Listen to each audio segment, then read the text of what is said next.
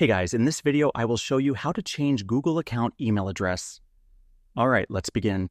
So, in order to change your Google account email address, you have to follow these steps. First of all, open the Google app and log into the account where you want to make the change.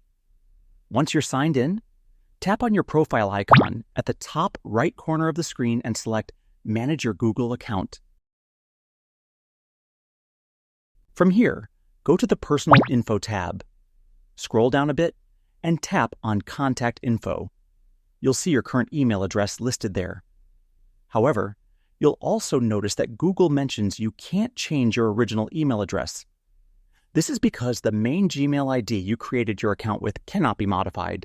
If you want to use another email, what you can do is add a recovery email or create a new Google account with your preferred email address. That's the only way to use a different main email on Google. And that's it. So that's basically how you can change Google account email address. And that's it for this video.